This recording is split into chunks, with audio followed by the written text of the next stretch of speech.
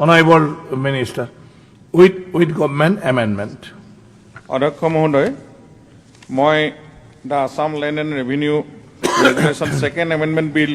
2024 with government amendment পাৰিত কৰাৰ বাবে সদনত উত্থাপন কৰিলোঁ। প্ৰশ্নটো হ'ল যে বিধেয়কখন পাৰিত কৰা হওক, যিসকল সপক্ষে আছে কওক হয়, যিসকল বিপক্ষে আছে কওক নহয়। মই ভাবো হয়ৰ সপক্ষে প্ৰস্তাৱটো গৃহীত হ'ল আৰু বিধেয়কখন চৰকাৰী সংশোধনৰ জৰিয়তে পাৰিত কৰা হ'ল। The Assam Land Revenue Regulation Amendment Bill 2024 বিধানসভাত গৃহীত হ'ল এইখন বিধেয়ক। এই বিধেয়কখনত মূলতঃ অনুসূচিত জাতি আৰু অনুসূচিত জনজাতিৰ জনসংখ্যা থকা ৰাজহ গাঁও আৰু ঐতিহ্যমূলক অনুষ্ঠানসমূহক সুৰক্ষিত এলেকা হিচাপে অধিসূচিত কৰাৰ ব্যৱস্থা অন্তৰ্ভুক্ত কৰা হ'ব। এই বিধেয়কত অসম ভূমি আৰু ৰাজহ নিয়ন্ত্ৰণ আইন 1886 অধ্যায় 12 অন্তৰ্ভুক্ত কৰা হৈছে, যিয়ে 250 বছৰতকৈও পুৰণি ঐতিহ্যমণ্ডিত স্থানসমূহৰ চাৰিওফালে হেৰিটেজ বেল্ট এণ্ড ব্লক গঠন কৰাত সক্ষম কৰি তুলিব। ঘোষিত হোৱা হেৰিটেজ বেল্ট এণ্ড ব্লকত কেৱল যোৱা 3 প্ৰজন্মৰ পৰা উক্ত এলেকাত বাস কৰা লোকসকলেহে ভূমি ক্ৰয় বিক্ৰয় কৰিবলৈ সক্ষম হ'ব। প্ৰাৰম্ভিকভাৱে বৰপেটা সত্ৰ, বটদ্ৰৱা থান আৰু মাজুলীক হেৰিটেজ বেল্ট এণ্ড ব্লক ঘোষণা কৰা হ'ব। হেৰিটেজ বেল্টত বৰপেটা, বৰদোৱা। এই বিধেয়কখন ৰাজ্যৰ সাংস্কৃতিক পৰিচয় বহন কৰা সত্ৰ, নামঘৰ আদিৰ সংৰক্ষণত উল্লেখনীয় ভূমিকা গ্ৰহণ কৰিব বুলি উল্লেখ কৰি ইয়াৰ সমৰ্থন আগবঢ়োৱা বিধায়কসকলক কৃতজ্ঞতা জ্ঞাপন কৰে মুখ্যমন্ত্ৰী ডক্টৰ হিমন্ত বিশ্ব শৰ্মাই। আজি আমি এটা কথা স্বীকাৰ কৰিব লাগিব যে সময়ৰ আৰু পৰিৱেশৰ পৰিপ্ৰেক্ষিতত ট্ৰাইবেল বেল্ট আৰু ব্লকসমূহত বিভিন্ন অনাকাংক্ষিত লোকৰ প্ৰৱেশ হ'লেও ইয়াৰ যিটো মূল কেৰেক্টাৰ, সেই মূল কেৰেক্টাৰটো আজিও জীয়াই আছে আৰু চৰকাৰৰ হাতত অফুৰন্ত ক্ষমতা আছে যে আমি যেতিয়াই বিচাৰোঁ অনাকাংক্ষিত লোকসকলক আমি ইয়াৰ পৰা আঁতৰাব পাৰোঁ। ঠিক তেনেধৰণে আকাংক্ষিত লোকসকলে যাতে এই ট্ৰাইবেল বেল্ট এণ্ড ব্লকতো ভূমিৰ অধিকাৰ লাভ কৰিব পাৰে, তাৰ কাৰণে যোৱা 3টা বছৰত আমাৰ চৰকাৰে বৃহৎ প্ৰচেষ্টা লৈছে আৰু ইয়াৰ ফলস্বৰূপেই অসমৰ schedule tribe, schedule caste, Moran, Motok, Chutia, Ahom, Gorkha এই সম্প্ৰদায়সমূহক আমি ট্ৰাইবেল বেল্ট এণ্ড ব্লকত প্ৰটেক্টেড ক্লাছ ৰূপে ঘোষণা কৰিছোঁ আৰু এই ক্ষেত্ৰত জনজাতীয় প্ৰত্যেকটো সংগঠনেও বিৰোধিতা নকৰাকৈ আমাক আদৰণি জনাইছে। আমিও ইয়াৰ প্ৰতিদান জনজাতীয় লোকসকলৰ যিটো অসমীয়া মূলসুঁতিৰ লোকৰ প্ৰতি তেওঁলোকৰ যিটো মৰম, তাকো আমি কৰবাত নহয় কৰবাত প্ৰতিদান দিব লাগিব। সেইকাৰণে আমি এটা মাইক্ৰ' ট্ৰাইবেল বেল্ট এণ্ড ব্লকৰ কথা ইয়াত আনিছোঁ, য'ত ছাবষ্টেঞ্চিয়েল শিডিউল কাষ্ট আৰু শিডিউল ট্ৰাইবৰ গাঁও আছে, সেই গাঁওবিলাককো আমি micro' tribal belt and block আমি ঘোষণা কৰিম। বিটিআৰ চুক্তিটো ইয়াৰ উল্লেখ আছিলে যে ট্ৰাইবেল বেল্ট এণ্ড ব্লকৰ বাহিৰত থকা গাঁওসমূহক আমি কেনেকৈ সুৰক্ষা দিব পাৰোঁ আৰু এই কামখিনি আমি 10ম অধ্যায়ৰ সুবিধা লৈ কৰিব পাৰিম। তাৰ কাৰণে আমাক 12শ অধ্যায়ৰ প্ৰয়োজন নাই। কেবিনেট সাব কমিটি এটা নিৰ্মাণ কৰা হৈছে ৰণোজ পেগু ডাঙৰীয়া, যোগেন মহান ডাঙৰীয়া আৰু পীযুষ হাজৰিকাক লৈ। মই আমাৰ বিধায়কসকলক আহ্বান জনাম যে য'ত নেকি ছাবষ্টেঞ্চিয়েল শিডিউল ট্ৰাইব আৰু শিডিউল কাষ্ট মানুহ আছে,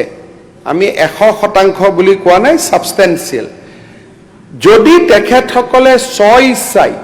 আমি কাকো জোৰো কৰিব নোখোজো নিজে যদি তেওঁলোকে ট্ৰাইবেল বেল্ট এণ্ড ব্লকত সোমাব পাৰে with full protection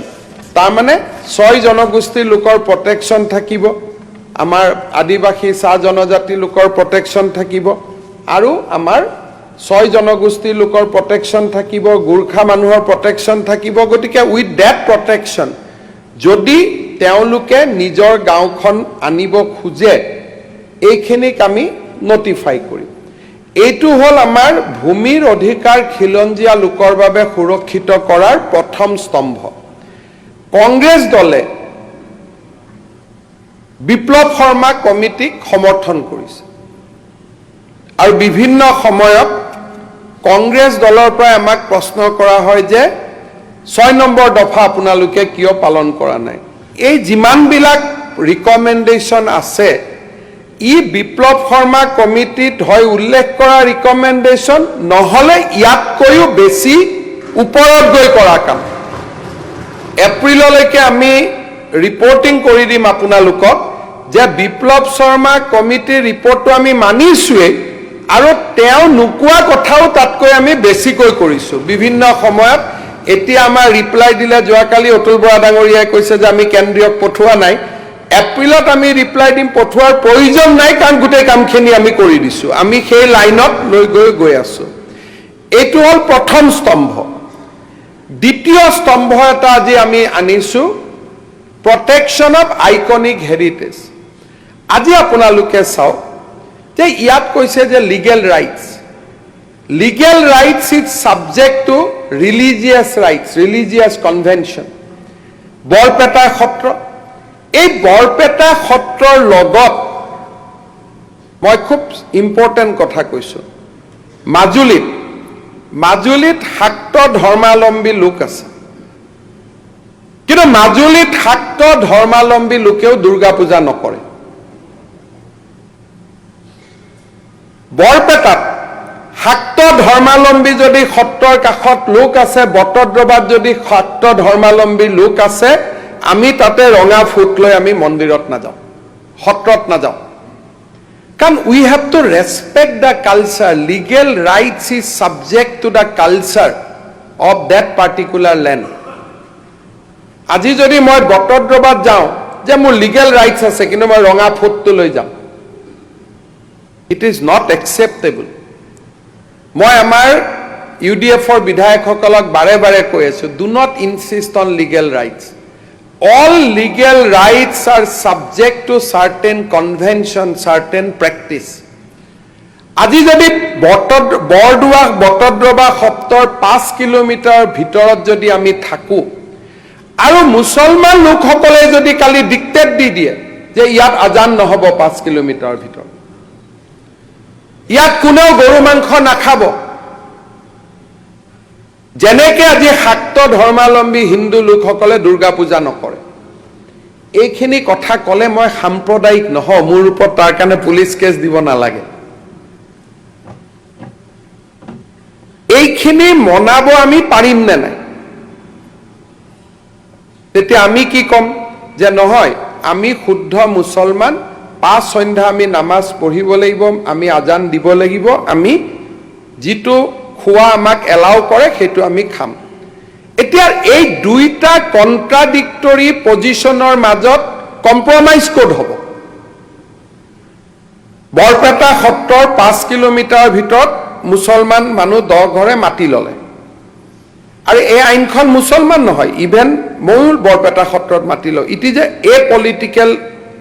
secular act মই মাটি ললো লোৱাৰ পিছত 10 ঘৰ যেতিয়া মানুহ বহিব আমিতো এটা মছজিদ বনাব লাগিব যদি মছজিদ বনাও তাততো আমি আজান দিব লাগিব তো বৰপেটা সত্ৰৰ হৰিনাম ধ্বনি আৰু আজান দুইটা আইন মতে হ'ব পাৰে আইনত কোনো বাধা নাই because India is a secular country কিন্তু ই কাৰোবাৰ মনত দুখ নিদিব নেকি আৰু যেতিয়াই সমাজত কোনোবাই কাৰোবাক দুখ দিয়ে তেতিয়াই কন্ট্ৰাডিকশ্যন আৰম্ভ হয় কনফ্লিক্ট আৰম্ভ হয় আৰু মানুহে নিজৰ অধিকাৰৰ বাবে যুঁজ দিয়ে আৰু চৰকাৰৰ দায়িত্ব কি চৰকাৰে দুই কমিউনিটিৰ মাজত এলাইনমেণ্ট কৰিব লাগিব যাতে দুইটা ইণ্টাৰেষ্ট জীয়াই থাকে আজি আমি এইখন আইনত কি কৰিব খুজিছো যে 250 বছৰ পুৰণা ৰংঘৰ হ'ব পাৰে চৰাইদেউ মৈদাম হ'ব পাৰে কাৰেংঘৰ হ'ব পাৰে তলাতল ঘৰ হ'ব পাৰে আজি ৰাতিপুৱা টাই আহোম ছাত্ৰ সন্থাৰ একাংশ লোকে মোক লগ কৰিব আহিছিল তেওঁলোকে ক'লে যে তলাতল ঘৰত মুখ্যমন্ত্ৰী আনোৱাৰা টাইমুৰৰ দিনত কিছুমান অনাকাংক্ষিত লোকক মাটিৰ পট্টন দিয়া হ'ল দেৱব্ৰত শইকীয়া ডাঙৰীয়াই ইয়াক কিমান সমৰ্থন কৰে নকৰে মই নাজানো তেওঁলোকে মোক ক'লে যে ছাৰ এই মাটিখিনি আমাক বচাই দিয়ক তলাতল ঘৰৰ পৰা এতিয়া এই আইনখন যদি আমি আজিৰ পৰা 30 বছৰ আগত আনিলোহেঁতেন লেণ্ড নাই মানুহৰ গৰাখহনীয়াত গৈছে বাট এইটো মিনিং নকৰে যে কামাখ্যা মন্দিৰৰ পাহাৰটোত মই সেটেলমেণ্ট দিম এইটোৱে মিনিং নকৰে যে মই তলাতল ঘৰত দিম এইটোৱে মিনিং নকৰে যে মই কাৰেং ঘৰত দিম এইটোৱে মিনিং নকৰে যে মই পোৱামক্কাত দিম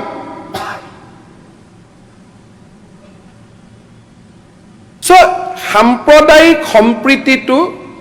ৰক্ষা কৰাৰ কাৰণে সদায় আমি চেষ্টা কৰিব লাগিব কাৰণ আমি মনত ৰাখিব লাগিব যে কেতিয়াও এখন তাল এজনে বজাই ৰাখিব নোৱাৰে এই বিলখনত আমি কি কৰিছো যে ইয়াতো আমি জোৰ কৰা নাই ইট ইজ এ এনাবেলিং লেজিসলেশ্যন এতিয়া ৰাইজে আবেদন কৰিব আমি মাত্ৰ কৈছো যে 250 বছৰীয়া মন্দিৰ মছজিদ চাৰ্চ ইয়াত গীৰ্জাও ইনক্লুডেড মছজিদো ইনক্লুডেড পোৱামক্কা ইজ ইনক্লুডেড মন্দিৰ ইজ ইনক্লুডেড আৰু মন্দিৰ মছজিদত গৈও কোনোবাই ক'ব পাৰে এওঁলোকে খালি ধৰ্মই কৰে ধৰ্মও নহয় কালচাৰ ইজ ইনক্লুডেড চৰাইদেউ মৈদাম ৰংঘৰ তলাতল ঘৰ অল আৰ ইনক্লুডেড আমি কি কৈছো যে ইয়াৰ 5 কিলোমিটাৰ ৰেডিয়াছত বাহিৰৰ মানুহে মাটি কিনিব নোৱাৰে কতো মুছলমান শব্দটো ব্যৱহাৰ হোৱা নাই ইভেন হিমন্ত বিশ্ব শৰ্মায়ো মাটি কিনিব নোৱাৰে কোনে মাটি কিনিব পাৰিব যোন 3টা জেনেৰেশ্যন তাত বসবাস কৰি আছে একাৰণে মইতো নাভাবো ইউডিএফৰ ইয়াত বেয়া পাবলগীয়া কি আছে কাৰণ চন্দ্ৰমোহন পাটোৱাৰীও বৰপেটা সত্ৰৰ কাষত গৈ মাটি কিনিব নোৱাৰিব ৰূপক শৰ্মায়ো গৈ কিনিব নোৱাৰিব so it is not targeted against any community ইয়াত কোনো কমিউনিটিৰ কথাই নাই এতিয়া যদি বৰপেটা সত্ৰৰ কাষতো 5 কিলোমিটাৰ ভিতৰত যদি কোনোবা মুছলমান মানুহ 51 চনৰ পৰা আছে তেওঁ কিনা বেচা কৰিব পাৰিব কোনো আপত্তি নাই তাৰমানে it is a political completely secular এখন আইন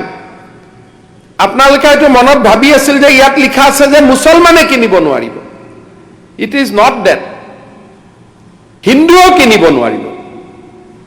খ্ৰীষ্টিয়ানেও কিনিব নোৱাৰিব এটা আপোনালোকৰ বেয়া কিয় হ'ব পাৰে যে আপোনালোকে হয়তো ভাবি আছিল আমাৰ মাটি কিনাৰ ইচ্ছা আছে আমি বেয়া পোৱা নাই কিয় কাৰণ আমাৰ মাটি তাত কিনাৰ ইচ্ছাই নাই কাৰণ আমি সেই সংস্কৃতিটোক সন্মান কৰো কাৰণ মই এজন শাক্ত মানুহ বৰদোৱা সত্ৰৰ কাষত যদি মই যাওঁ মোৰ কালী পূজা কৰিব লাগিব মই কিয় কৰো মই দুৰ্গা পূজা কৰিব লাগিব মই কিয় কৰো এই যে হিন্দুৰ মাজতো কন্ট্ৰাডিকশন আছে কোনোবা বৈষ্ণৱ কোনোবা শাক্ত